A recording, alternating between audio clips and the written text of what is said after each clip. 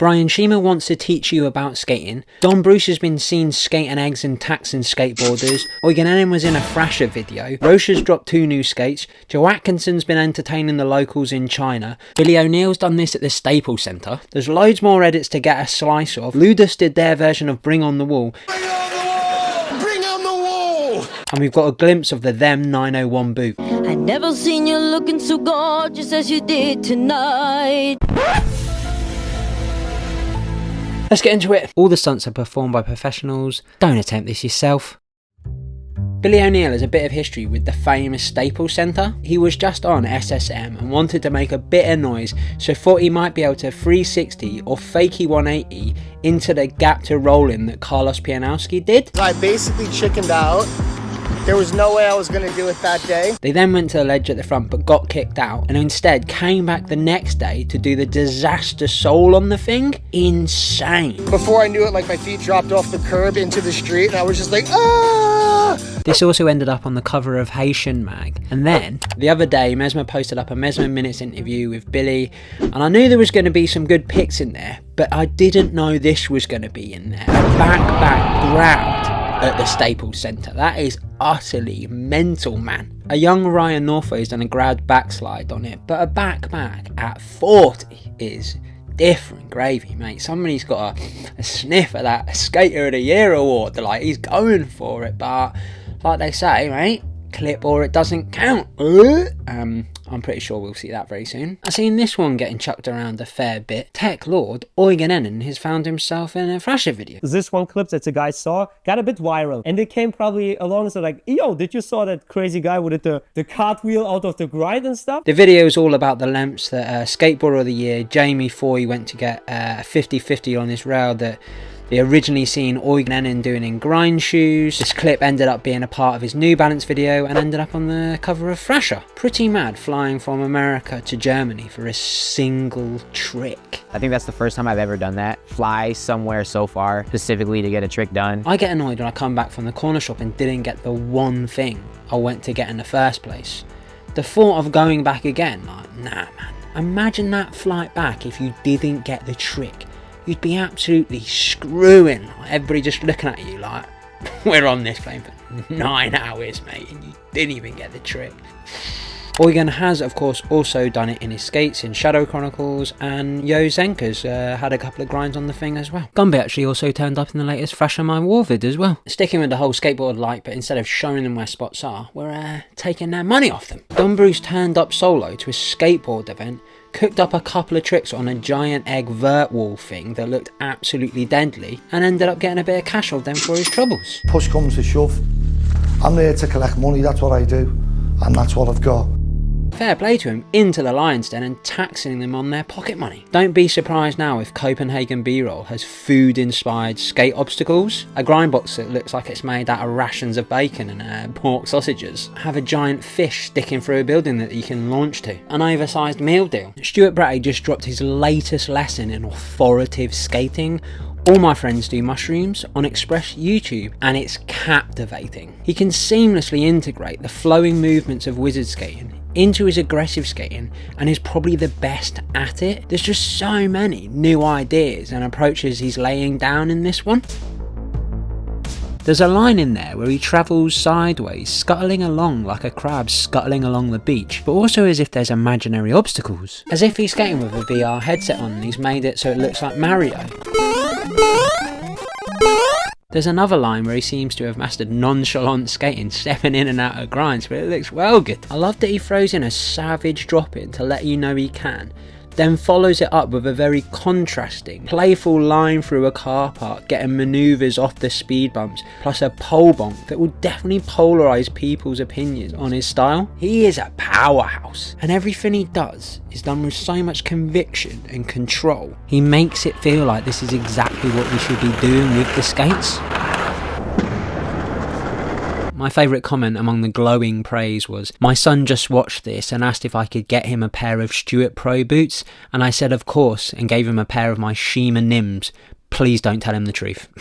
Affirm an early contender for section of the year. If you're into the vids and you want to support, there's a few ways you can do it. I've got a Patreon, I've got a channel membership, sneak peeks, exclusive videos, all that kind of good stuff. I've got merch, muzzle stuff goes to supporting the channel as well. I say it all the time, but I do genuinely mean it. It is the stuff that is allowing this channel to continue, so I really appreciate all the help. Where in the world does Phileas Fogg impersonator Joe Atkinson uploaded a video and named it after the song he used, the Velvet Underground Some Kind of Love Live from 1969, which might end up being a bit of a confusing clip for some Velvet Underground fan. It's a meandering, very cup of tea and biscuits edit, very Sunday morning drifting along type deal. Joe playing about outside what looks like a family centre on what also looks like very purposefully built skate obstacles. It's like dream level architecture, and I'm sure the aim was to have people interact with it on some sort of level, but probably not skate it and certainly not jump off the roof into it. I really enjoyed the tone that's set,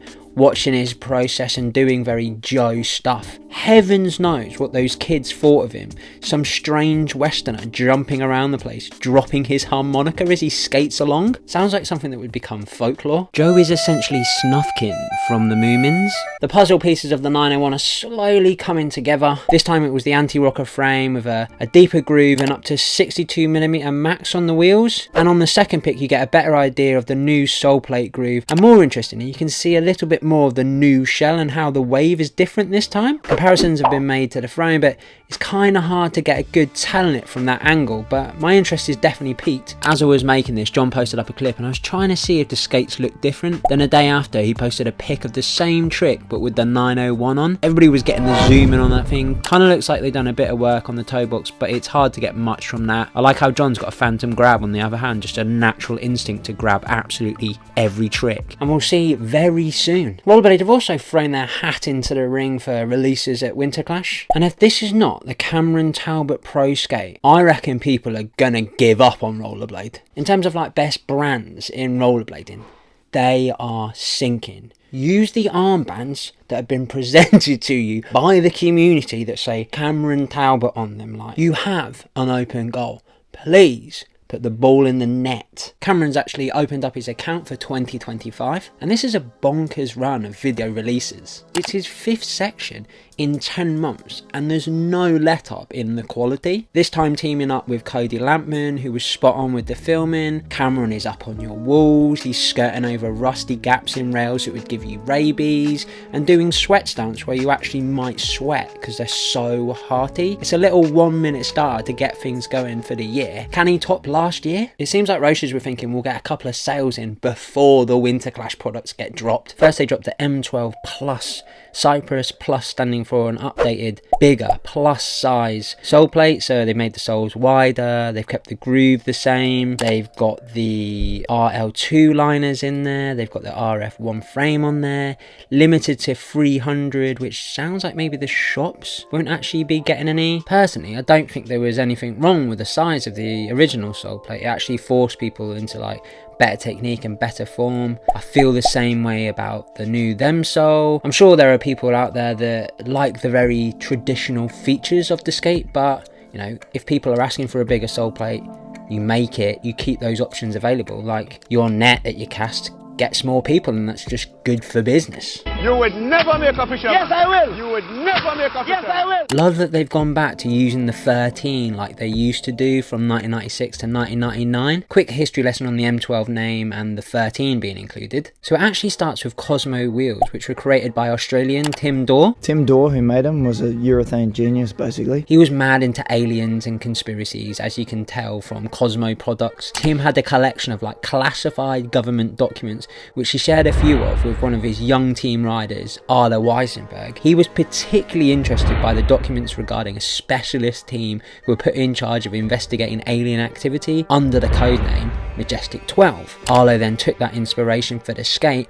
and rumour has it they added the 13 in there because they wanted to include Roces designer Gino Conte, as he played such a vital part in creating the skate, hence the 13. There's also another rumour that this team had a secret anonymous member who was the 13th member. Anyway, I think the price might knock some people's socks off, especially in comparison to how much people are used to paying for M12s and like the deals you can get out there. On the Roces site, the signature M12s are €269.99. These ones are €400 and €360 without the frame. And to be fair, it almost aligns them with the them 909 with the premium Intuition liners, but are these liners as good as premium Intuition liners? Next up was Russian deviant and all-round liability. Ilia Savosin getting his third signature skate. These ones have been compared to spats. There was a fair bit of like Halloween chatter around them. They also kind of look like the Philadelphia Gritty, which I wouldn't be surprised if he ends up doing an edit dressed as him, although there is actually leaked footage of his new edit floating about. I actually don't think they're that bad. It's a bit mad they've got 5 colours on there. You've got the custard yellow, you've got the orange, you've got the white on the buckle, you've got the black, and then you've got the red. And does the orange on the wheels even match the other orange? Who knows, but I don't think they're that bad, and people went in on them. Holy Jesus. What is that? What the fuck is that? I'm just glad they didn't go full orange, full bank holiday weekend collab, because making the comparison to them all the time is boring. Boring. Boring. But Roces make it so hard not to, and I don't know why they keep doing that. Just avoid it, man. Really positive the new owners seem to be trying, and the pro skates were started up again. I believe they were put on the hold for about a year while the new owners were like working things out. I've heard the skaters, the pro team, have been offered new contracts, and it seems like Ilia has obviously like signed himself up for however many more years. People still seem pretty hungry for a new mold, but I think that would have been a mad move for the new owners. But they do have all this like ski boot technology wisdom. Why don't they just get stuck into that, like turn themselves into the new Solomon? What a turnaround that would be for Roces. Now Brian Shima is undoubtedly an icon of rollerblading, someone who has shaped it and been part of countless defining moments, but sadly had his career ended due to a bailed trick in his 666 SSM section. I knew instantly on impact, career ender. Knew instantly. You knew instantly. Damn, career end, not even just like you're fucked up, straight career ended. Straight career ender. Instantly, within 1 second. No. Done. After the accident started the process of surgery and recovery. On and off, 2 years, maybe like a month. To like walk, right? In a wheelchair. In the wheelchair, like multiple surgeries. Surgeries. My goal was just to be able to live normal, walk. And he was actually at peace with the idea of not skating again, because he was like so settled with what he'd achieved in skating, especially after like a really humbling experience at the height of his career. I got a phone call one day from Make-A-Wish Foundation, and like I did a Make-A-Wish for this kid. No way. And that like changed my whole life, man. Oh shit. Changed my whole life, my whole outlook on life, my whole everything, man. I just went out there because like this was this kid's wish, man. Mm-hmm. Like I went out there, that's so and cool. I was just like just to session with this kid for the weekend. Nothing will ever be more humbling than that, man. Yeah. For the rest of my life. Yeah. I know that 100%, man. He stepped back from rollerblading, focused on his career outside of that. I believe he strapped up a few times just to roll around. He's popped up at WINTERCLASH a few times, which is great to see and really important for rollerblading in so many ways. And now it's all got a little bit more exciting with a story he posted up. The last few years I've been talking with Miguel Ramos about starting a skate camp in California. We may have lost our place at Camp Woodward, but like we always do, we will find our own pathway to travel. The future of blading is bright. I see it, and I hope you can too. I dedicated most of my life to blading and have a wealth of knowledge to share. I would love to arm the next generation with the tools to navigate our industry. Miguel taught me how to skate again and is the best teacher I know. He reminded me that skating comes from the heart. There is not another person on this planet I would do this with, so what do you think? 100% yes, unsurprisingly. Miguel then posted up who is ready for skating camp in California, April 18th to the 20th and May 9th to the 11th.